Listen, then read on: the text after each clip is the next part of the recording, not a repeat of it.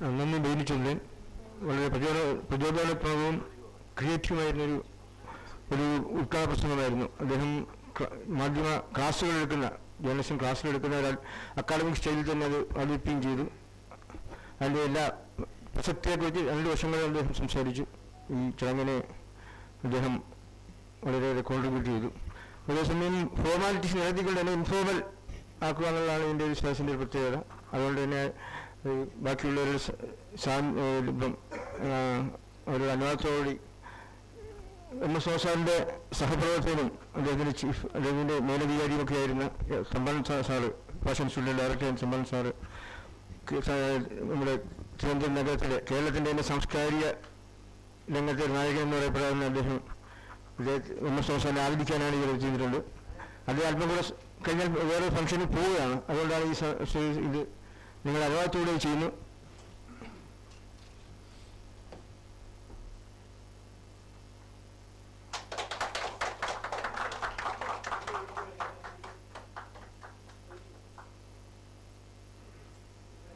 രണ്ടു പേർക്ക് സംസാരിക്കാനുണ്ടെങ്കിൽ ചെറിയ രീതിയിൽ സംസാരിക്കാം. മറ്റുള്ളവരുടെ പാനലിസ്റ്റുകളുടെ അനുവാദത്തോടെ ഇത് ചെയ്യുന്നു.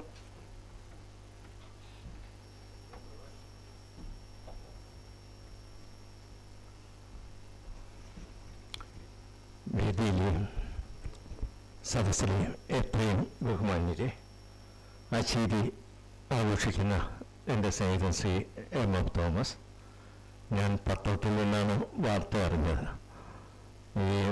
പക്ഷേ തോമസ് ആരെങ്കിലും സുഹൃത്തുക്കളെ വിളിക്കുമെങ്കിൽ ആദ്യം എന്നെയാണ് വിളിക്കേണ്ടത്. പക്ഷെ ആരെയും ശല്യപ്പെടുത്തുന്നത് അദ്ദേഹത്തിന് ഇഷ്ടമല്ല. അതുകൊണ്ടാണ് വിളിക്കാത്തതെന്നും എനിക്കറിയാം. ഞാനിവിടെ വന്നപ്പോൾ തന്നെ ഇവിടെ നിന്ന് കണ്ണോടിച്ചു. എൻ്റെ 32 വർഷം ഭാഷാ ഇൻസ്റ്റിറ്റ്യൂട്ടിൽ തോമസ് പ്രവർത്തിച്ചിരുന്നതാണ്. പക്ഷെ ഭാഷാ ഇൻസ്റ്റിറ്റ്യൂട്ടിൽ നിന്നുള്ള വളരെ കുറച്ച് പേര്, ആരെയും വിളക്കുടിയുണ്ട്, മാത്രമേ ഉള്ളൂ. ആരെയും കാണുന്നില്ല. അത് കാണാത്ത തോമസിനോട് ആർക്കും സ്നേഹമില്ലാഞ്ഞിട്ടല്ല. തോമസ് ആരെയും അറിയിക്കില്ല. തോമസിന് പബ്ലിസിറ്റി അങ്ങനെയൊന്നും ആവശ്യമില്ല. പിന്നെ ആരെയും ശല്യപ്പെടുത്തുന്നത് ഇഷ്ടമല്ല. ഞാൻ ഇവിടെ സെമിനാർ നടന്നുകൊണ്ടിരിക്കുകയാണ്. ഞാൻ പറയാതെ തന്നെ അറിയാം, സിനിമയിൽ അറിയപ്പെടുന്ന സിനിമാ നിരൂപകനാണ് അദ്ദേഹം. അദ്ദേഹത്തിൻ്റെ ഞങ്ങളന്ന് ഓഫീസിൽ പറയും, തോമസിന് സിനിമാ രംഗത്ത് 2 ആരാധകരാണുള്ളത്. ഒന്ന് സത്യജിത്രയും മറ്റൊന്ന് അടൂർ ഗോപാലകൃഷ്ണനാണ്. വർത്തമാനകാലത്ത് നിരൂപണത്തിന് അന്നത്തെ കാലത്ത് 70കളിലും 80കളിലും ഉള്ളതുപോലുള്ള പ്രസക്തി ഇന്ന് നഷ്ടപ്പെട്ടിരിക്കുകയാണ്. പക്ഷേ ആനുകാലികളൊന്നും സിനിമാ നിരൂപണത്തിന് പഴയതുപോലെ ഇതുപോലുണ്ടായിരുന്ന പോലുള്ള താല്പര്യം ഇന്ന് കാണിക്കില്ല. പക്ഷെ മറ്റൊരു മേഖല, ശാസ്ത്ര സാങ്കേതിക വിദ്യ മറ്റൊരു മേഖല തുറന്നിട്ടുണ്ട്, സോഷ്യൽ മീഡിയയിലൂടെ. കാരണം ആർക്കും ഏത് പുസ്തകത്തെക്കുറിച്ചും ഏത് സിനിമയെക്കുറിച്ചും നിരൂപണം നടത്തുവാനുള്ള, ആർക്കും കവിത എഴുതാനുള്ള, ആർക്കും ഒരു പത്രപ്രവർത്തകനാകാൻ കഴിയുന്ന രീതിയിൽ സോഷ്യൽ മീഡിയ ഇന്ന് പുതിയ വാതായനം തുറന്നിരിക്കുകയാണ്. ഇവിടെ ഈ രംഗത്തെ ഏറ്റവും പ്രഗത്ഭര ഇരിക്കുന്ന വേളയിൽ പ്രത്യേകിച്ചൊരു വിഷയത്തെക്കുറിച്ചുള്ള സെമിനാറാണ് നടക്കുന്നതെന്ന് പറഞ്ഞു. അതുകൊണ്ട് ഞാൻ അതിലേക്ക് വിഷയവും അറിയില്ല. അതുകൊണ്ട് ഞാൻ അതിലേക്ക് കിടക്കുന്നില്ല. വ്യക്തിപരമായ ഒരു അനുഭവം ചൂണ്ടിക്കാണിച്ചുകൊണ്ട് ഞാൻ എൻ്റെ വാക്കുകൾ നിർത്താം. 70കളുടെ ആരംഭത്തിൽ 71 ഞാൻ ഭാഷാ ഇൻസ്റ്റിറ്റ്യൂട്ട് വരുന്നത്. അന്ന് ഭാഷാ ഇൻസ്റ്റിറ്റ്യൂട്ട് സാഹിത്യാത്മാരുടെ ഒരു കേന്ദ്രമായിരുന്നു. കാരണം M.V. Krishnavarier, Guptan Nair sir, Vishnunarayanan Namboodiri, Achyutha master, doctor K.N. Ezhuthachan, Mathew Tharakan, അന്ന് ഞങ്ങൾക്കൊക്കെ പുതുതായി ജോയിൻ ചെയ്ത ചെറുപ്പക്കാർക്ക് ഒരു അഭിമാനമായിരുന്നു. ഞങ്ങൾ പ്രവർത്തിക്കുന്നത് M.V.യുടെ കൂടാണ്, ഗുപ്തൻ നായർ സാറിൻ്റെ കൂടാണെന്ന് പറയാം. സിനിമാ രംഗത്ത് ഉണ്ടായിരുന്ന M.F. തോമസ് ആയിരുന്നു. അതും ഞങ്ങൾക്കൊരു അഭിമാനമായിരുന്നു. കാരണം സിനിമാ രംഗത്തെ രാജാരൻ, ഒരു നിരൂപകൻ, ഞങ്ങളുടെ സഹപ്രവർത്തകനാണ് എന്ന് പറയുന്നതിലുള്ള സന്തോഷം. ഞാൻ ഭാഷാ ഇൻസ്റ്റിറ്റ്യൂട്ട് വരുന്നതിന് മുമ്പേ തോമസിനെ പരിചയപ്പെട്ടതാണ്. ഞങ്ങൾ രണ്ടുപേരും മരണത്തെ മുഖാമുഖം കണ്ട ഒരു നിമിഷം കൂടിയുണ്ട്. അങ്ങനെ മറക്കാനാവാത്ത ഒരു ബന്ധമുണ്ട്. കാരണം അദ്ദേഹം ജനകത്തിൽ വർക്ക് ചെയ്യുമ്പോൾ എൻ്റെ സഹോദരി ഭർത്താവ് തോപ്പിൽ രവി മനോരമ ബ്യൂറോ ചീഫായിരുന്നു. അപ്പം അന്ന് രാഷ്ട്രീയമായ വലിയ വേർതിരിവും മതിൽക്കെട്ടുകളും ഒന്നുമില്ലായിരുന്നു. അതുകൊണ്ട് നമ്മുടെ ഗോവിന്ദപിള്ള സാറും K. ഗോവിന്ദപിള്ളയും തോമസും ഒക്കെ ജനകത്തിൽ കാമ്പിശ്ശേരിയൊക്കെ ജനകത്തിൻ്റെ എതിർവശത്തുള്ള മനോരമ ഓഫീസിൽ വരുമായിരുന്നു. അങ്ങനെ തോമസും വരും. അങ്ങനെ തോമസ് ഞാൻ ഒന്നാണ് പരിചയപ്പെട്ടത്. അപ്പോൾ അന്ന് ഞാനും കൊട്ടറ ഗോപാലകൃഷ്ണനും മോഹൻ ചന്ദ്രനും ഒക്കെ KSUവിൻ്റെ സംസ്ഥാന സമ്മേളനത്തിൻ്റെ പണപ്പിരിവിനായിട്ട് എറണാകുളത്ത് പോവുകയായിരുന്നു. അപ്പോൾ തോമസ് ഇവിടെ ഉണ്ട്, തോപ്പിൽ രവി, ഇവർ രണ്ടും തൃശ്ശൂർക്കാരാണ്. തോപ്പിൽ രവി പറഞ്ഞു, തോമസ് നാളെ എറണാകുളത്ത് വരെ പോകാൻ വണ്ടി കൊണ്ടുപോകുന്നത്. അന്നത്തെ യാത്ര ഇന്നത്തെ പോലെയല്ല, വളരെ പ്രയാസമുള്ള യാത്രയാണ്. അങ്ങനെ തോമസും ഞങ്ങളുടെ CPI കാരനായ ജനകത്തിൻ്റെ എഡിറ്ററായ തോമസും KSUക്കാരായ ഞങ്ങൾ ഒരുമിച്ച് കാറിൽ എറണാകുളത്ത് പോയി. എറണാകുളത്ത് ടൗണിലെത്തിയപ്പോഴത്തേക്ക് കവിതാ തിയേറ്റർ അന്ന് തുടങ്ങുന്ന സമയമാണ്. ഈ കവിതാ തിയേറ്റർ കണ്ട് ശരിയായി എന്ന് പറഞ്ഞ് ഞങ്ങളെല്ലാം അങ്ങോട്ട് ഡ്രൈവറും അങ്ങോട്ട് നോക്കി. ഒരു ട്രാൻസ്പോർട്ട് ബസ്സിൽ കൊണ്ടുവന്ന് കാർ ഇടിച്ചു. അപ്പോൾ തോമസ് ആലിലെ പോലെ കിടന്ന് വിറയ്ക്കുകയാണ്. ഞങ്ങൾക്കൊന്നും വലിയ പ്രയാസമില്ല, കാരണം തോമസ് വിറയ്ക്കാനൊരു കാരണമുണ്ട്. അപകടം രൂക്ഷമാകുകയാണെങ്കിൽ പിറ്റേ ദിവസം പത്രത്തിൽ വാർത്ത വരും. കൊട്ടൂർ ബാലകൃഷ്ണൻ്റെയും തോപ്പിൻ്റെ വീടിൻ്റെയും തമ്പാൻ്റെയും കാരണം ഞാൻ കോളേജിലൊന്നും ചേർന്നാൻ കഴിഞ്ഞല്ല. കൂടെ CPI ജനകത്തിൽ എഡിറ്ററായ തോമസും പാവൻ കൊച്ചി എറണാകുളം വരെ ഞങ്ങളുടെ ഒരു കമ്പനിയിൽ യാത്ര ചെയ്യാൻ വേണ്ടി മാത്രം വന്നാണ്. എൻ്റെ ഭാഗ്യത്തിന് പത്രവാർത്തയൊന്നും വരാതെ ഞങ്ങൾ രക്ഷപ്പെട്ടു. കാറ് വന്ന് ബസ്സിലിടിച്ചെങ്കിലും ചെറിയ ചില പരിക്കുകളോട് ഞങ്ങൾ രക്ഷപ്പെട്ടു.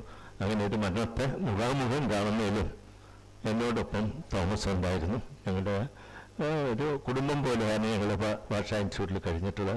തോമസിനെ ഇപ്പോൾ ഇനിയും കൂടുതൽ പ്രവർത്തിക്കും. ഞാൻ തന്നെ ഒരു 2-3 ദിവസത്തിന് മുമ്പ് തന്നെ തോമസിനെ വിളിച്ചിരുന്നു.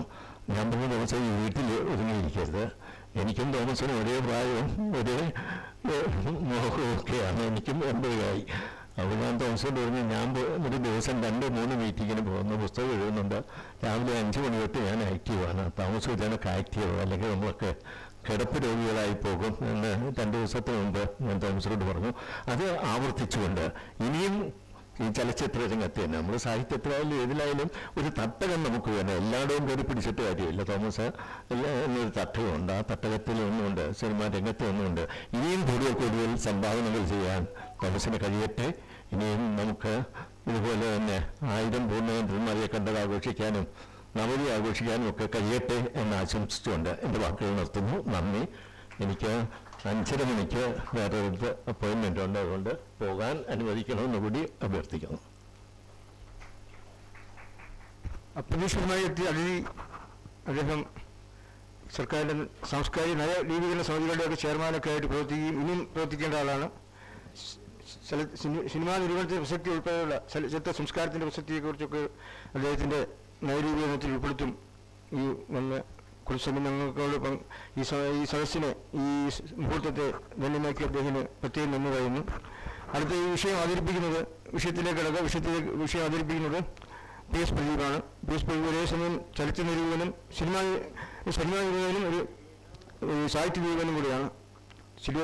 സിനിമാ നിരൂപണത്തിൽ തുടങ്ങി സാഹിത്യ നിരൂപണത്തിൽ ഇപ്പോൾ കൂടുതൽ ശ്രദ്ധിക്കുകയും കൂടുതൽ പുസ്തകങ്ങൾ ഇറക്കിക്കൊണ്ടേയിരിക്കുകയും ചെയ്ത് നേരത്തെ പറഞ്ഞ ആത്മശിഖരങ്ങൾ അദ്ദേഹത്തിൻ്റെ ഏറ്റവും പുതിയ പുസ്തകങ്ങളുടെ ശ്രദ്ധേയമായ പുസ്തകമാണ്. അപ്പോൾ ചലച്ചിത്ര അതിൽ തന്നെ ഒരു അതിലുണ്ട്. ചലച്ചിത്ര നിരൂപണത്തിൽ നിന്ന് കുറച്ചുകൊണ്ടാണ് അദ്ദേഹം സാഹിത്യ നിരൂപണത്തിലേക്ക് കടക്കുന്നത്. അപ്പോൾ എന്തുകൊണ്ടാണെന്ന് കൂടി അദ്ദേഹത്തിൻ്റെ ഇതിൽ മനസ്സിലാക്കാതിരിക്കാം. അതുപോലെ അദ്ദേഹം ഫിലിം സൊസൈറ്റി പ്രസ്ഥാനങ്ങളുടെ പ്രധാനപ്പെട്ട ഒരു അമരക്കാരനായിരുന്നു. ഇവിടെ ഒരു കാലത്ത് 90കളിൽ വൈബ്രൻ്റായിട്ടിരുന്ന ഫിലിം സൊസൈറ്റി ആക്ട് എന്ന ഫിലിം സൊസൈറ്റിയുടെ പ്രധാനപ്പെട്ട സംഘാടകനും കൺവീനറൊക്കെയായിരുന്നു. സംസ്ഥാനത്തെ ഏറ്റവും ഉത്തമ സുഹൃത്തുക്കളിൽ ഒരാളാണ് ഇപ്പോഴും. അദ്ദേഹത്തെ അല്പം താമസിച്ചതിന് ക്ഷമ ചോദിച്ചുകൊണ്ട് ഈ വിഷയം അവതരിപ്പിക്കാനായി ക്ഷണിക്കുന്നു.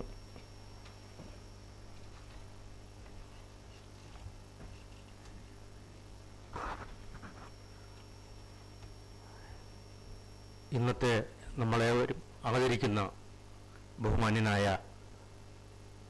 ശ്രീ തോമസ് സാർ, അതുപോലെ തന്നെ തമ്പാൻ സാറും ഞാനും എൻസൈക്ലോപീഡിയയിൽ വർക്ക് ചെയ്തിട്ടുണ്ട്. സർവ്വജ്ഞാന വശത്തിൽ അദ്ദേഹം അവിടുത്തെ മേധാവിയായിരുന്നു. ഡോക്ടർ ഷിറാസ് ഖാൻ, അദ്ദേഹം മാധ്യമ പഠന കേന്ദ്രം തുടങ്ങുമ്പോൾ മുതൽ ഞങ്ങൾ പരിചയക്കാരാണ്. അതൊരു കാലഘട്ടമായിരുന്നു. ആ മാധ്യമ പഠന കേന്ദ്രത്തിൻ്റെ ഒരു തിരിച്ചുവരവിൻ്റെ തുടക്കമാണ് ഇന്നെന്ന് എനിക്ക് മനസ്സിലാക്കാം. അപ്പോൾ പ്രധാനമായിട്ട് 3 കാര്യങ്ങളിലാണ് എനിക്കിന്ന് ഇവിടെ നിൽക്കാൻ സന്തോഷമുള്ളത്. ഏറ്റവും പ്രധാനപ്പെട്ടത്, ഞാൻ ഏറ്റവും ആദരിക്കുന്ന വ്യക്തിയുള്ള ഒരാളായ ശ്രീ MF തോമസിൻ്റെ അദ്ദേഹത്തിൻ്റെ 80 വയസ്സിനോടടുക്കുമ്പോഴുള്ള ആദരിക്കുന്ന ദിനമാണിന്ന്.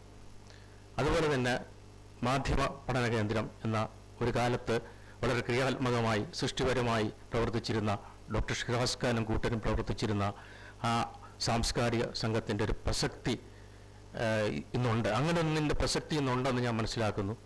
അത് നല്ല രീതിയിൽ വീണ്ടും പ്രവർത്തിച്ച് ഷിറാസ് ഖാന് കൂടുതൽ കാര്യങ്ങൾ ചെയ്യാൻ കഴിയട്ടെ എന്ന് ഞാൻ ആശംസിക്കുന്നു. അതുപോലെ തന്നെ ഏറ്റവും പ്രധാനപ്പെട്ട മറ്റൊരു കാര്യം, നമ്മളെല്ലാം വിസ്മരിച്ചുകൊണ്ടിരിക്കുന്ന ഒരു കാലഘട്ടം, ദശാബ്ദങ്ങൾക്ക് മുമ്പ് കുറേ പേർ എല്ലാം മാറ്റിവെച്ച് പ്രവർത്തിച്ച ഫിലിം സൊസൈറ്റി പ്രസ്ഥാനത്തെ കുറച്ചു നേരമെങ്കിലും ഓർക്കാനുള്ള, ഞാനും ഒരിക്കൽ അതിൻ്റെ ഭാഗമായിരുന്നു. അതിൻ്റെ അമരക്കാരനായിരുന്നു തോമസ് സാർ. അദ്ദേഹം എനിക്ക് തോമസ് സാറിനെ കുറിച്ച് പറയുമ്പോൾ ഞാൻ ഒരു പ്രവാചകനെ പോലെയാണ് എനിക്ക് തോന്നുന്നത്.